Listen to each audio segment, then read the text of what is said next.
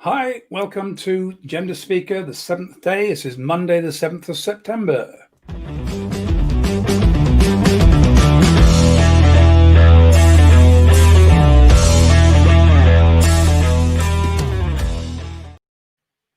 Hi, good afternoon and welcome.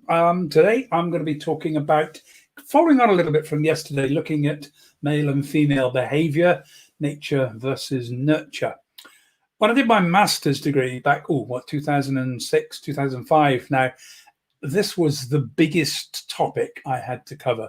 I've probably got more books on the issue of understanding the difference between men and women than any other topic. Some of it on a very technical, scientific level, some like Alan Pease's book. Alan's a good friend of mine, and his book is a little bit more light-hearted, and he's always taken a slightly more light-hearted look at the whole issue. But I want to really look at that. Let me first of all just remind you one thing: transgender non-binary inclusion workshop. I'm running these.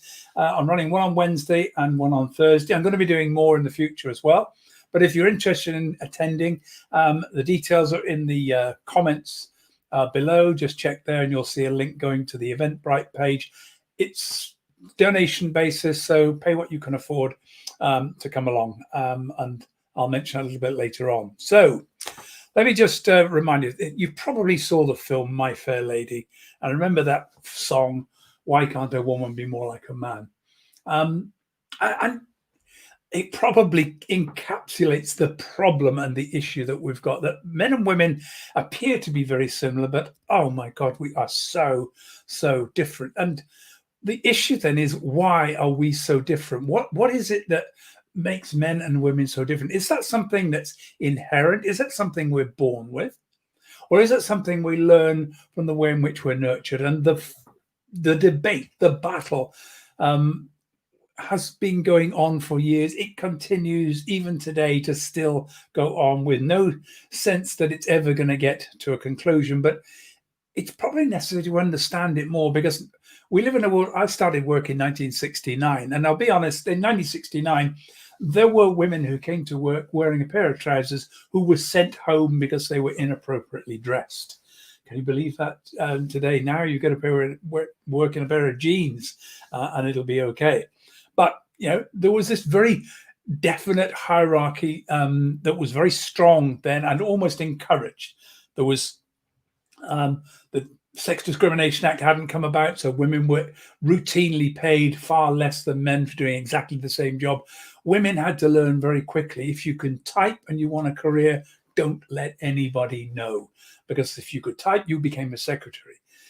If you hung around with the secretaries, you'd be treated like a secretary. So I found that career women, I worked in the insurance industry, career women always found they dare not wear a dress. They had to wear a suit. They had to make themselves look different, more masculine than other women. And that was the interesting thing. In order to get on, women had to emasculate themselves, make themselves look more male, behave in a more masculine way.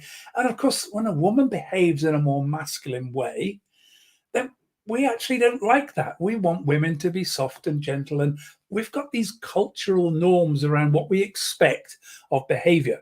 Some of you may have read the book Men Are From Mars, Women Are From Venus, or seen it. It's been around for a long time. Not a fan of the book, to be perfectly honest, because in essence, when you look at it, it's really John Gray telling women how they can behave to be more accommodating and to treat their men better. I am a big fan, however, of Deborah Tannen. Now, she's got a lot of people don't like her. A lot of feminists went against her because she seemed to be suggesting that she looked at the behavior of women and the behavior of men in the workplace. She said, I'm not saying whether you were born with that or whether it was learned or what. She said, I'm just observing what is happening, and this is what I see. And she noticed the way in which women behave, which invariably puts them one down from men, positions them as less important. And the danger, the moment we start to get into any of this discussion around men and women's behaviors, is that we come up against the big issue of stereotypes. If I say men do this or women do that, is that just a stereotype? Well, let's just address the whole issue of stereotypes, because a lot of people instantly think, well, stereotypes are wrong. They're negative. No, they're not. Stereotypes are true. All stereotypes are true.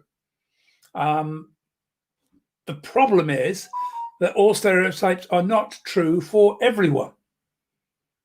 It's what scientists call empirical generalizations. Let me just give you some sorts of ideas about the whole challenge with stereotypes.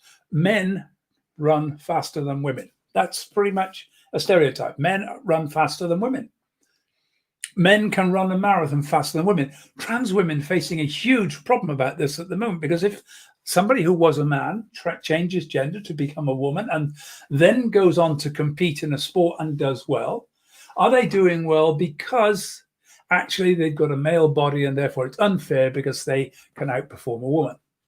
Well, look at two things on that. The first is, take Paula Radcliffe, one of the greatest female marathon runners of all time. Now, there's no question about it. Paula Radcliffe could not outrun all of the top men in the field, marathon, top male marathon runners. But the question is, how many men could outrun Paula Radcliffe? Because I suspect that it's 99.9% of men could not outrun Paula Radcliffe on a marathon. And research seems to suggest that had she run a double marathon, a super marathon, in fact, very few of the top men would have been able to outrun her, because women have more stamina when it comes to running marathons. So we've got to understand stereotypes in the context of where they are. Yes, if you take the average speed of all men running a marathon and compare it to the average speed of all women running marathons, men will be faster. But individually, that's not the case. The issue over trans women is going to be a big challenge. If Caitlyn Jenner had changed gender at age 30, at the height of her prowess as Bruce Jenner, performing in decathlons, and began to compete against women, there would have been an absolute uproar, and rightly so. Because there's no question that at that stage, Caitlyn would have been benefiting from all of that performance and endurance and all that muscle building that had happened as a man, which a woman won't achieve no matter how much she tries. But having taken estrogen for a long period of time, undergone surgery, would she now be outperforming? Would she be performing simply because she was a very good athlete and happened to be better? History shows us that few trans women who are in sport are actually at the top of the game. They're generally being outperformed. The problem is the moment one or two do very well, instantly they're picked upon as an example of why trans women should not be allowed to compete in women's sports. It's a big challenge, big problem. I knew Martina Navratilova went into it with the belief that trans women shouldn't be competing, came away from it not sure. More research needed. So we'll come back to it. Is all of this nature versus, is it nature or is it nurture? What makes the difference between men and women? Now, when I changed gender, I found that it was quite interesting because I wasn't ready and had not been prepared for the level of change that I would have to undertake in my behavior. And it's behavior in order to be accepted. I needed to be and wanted to be accepted by other women. I want to be accepted by other men as a woman, or as female at least. And that created some challenges and problems. The first is that there's a requirement that I have to perform how I look, and look as feminine as possible, look as pretty as possible. Because face it, men are judged by what they do, how they perform. Women are judged by how they look. Doesn't matter who they are, how well they get on. Top female politicians, and the first thing that happens in the media is a description of what they're wearing. That won't happen to the top male politicians because they're all wearing the same thing anyway. But there's the problem, that women are put on the spot. I remember I was walking down King's Road one day in Chelsea, and a woman was walking along the same road, And as she was walking along, I think I may have talked about this in one of the other podcasts. I'll tell it again anyway. As I was walking along the road, she walked past me, and she had like her skin was almost orange with suntan, but she was also wearing a figure-hugging woolen dress. Well, every single man I suddenly felt this weird, strange sensation as everybody looking at her. And when I started changing gender, when I started to change gender and started to go out at night, I wasn't used to the idea that I couldn't just walk down any street on my own late at night without actually having somebody come up and try to chat me up. And as a consequence of that, women start to learn to avoid risk. And I think that starts right from an early age. Parents, we're much more worried about the challenges that might face our young daughters. So we don't let them go out at night. We don't let them talk to strangers. We're much more careful with our sons as well. But boys, we allow go do things that we don't let girls do. Yeah, boys climb trees and jump around and ride bikes and do stupid things. Girls, we all know, don't be so silly. No, don't get so. Don't rip your dress. And there's an awful lot of don't for girls that doesn't exist for boys. I saw that between myself and my sisters. They were annoyed by it when I was very young. They were annoyed that they were being constrained, weren't allowed to do things that I and my brother were allowed to do. And that's part of that whole nurture problem, that we are being constantly trained and schooled to behave in a different way. I noticed when I changed gender, I'd get into a meeting and I noticed immediately that if in a group of women, actually a little bit of swearing takes place, but nothing like as much as when there are men. If a man joins the group that are women, almost zero swearing by women. Not always the case. Lots of women do swear, but generally what I found is that it didn't happen.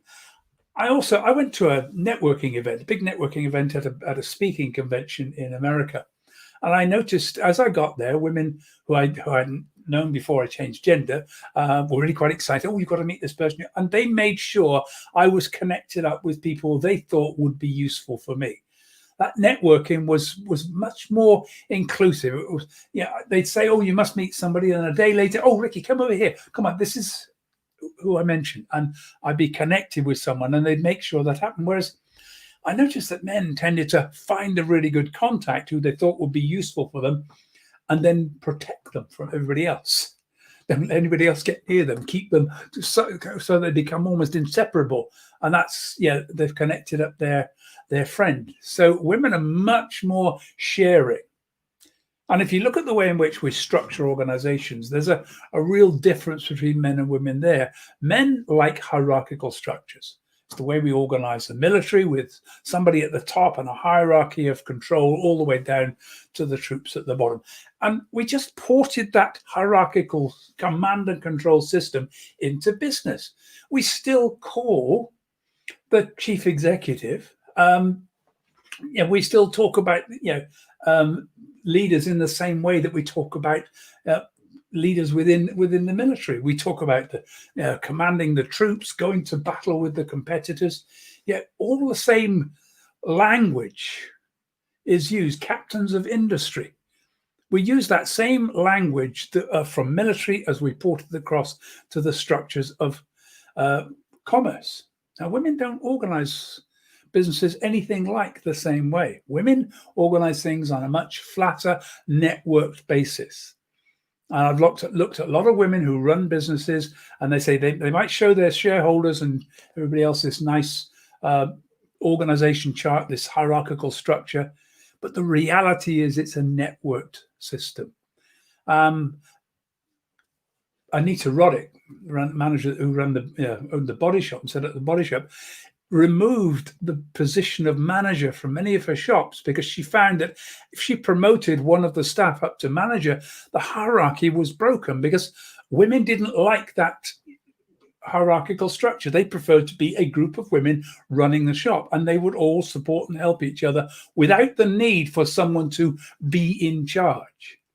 Whereas men like a hierarchy, they like a structure. I lived for 50 years as a man. I know exactly how it happens. you fight it out, you tough it out with somebody. You need to make sure that somebody understands you are the boss, you are one up on them. And when you've got that one up, then that's it. There's no real physical fight.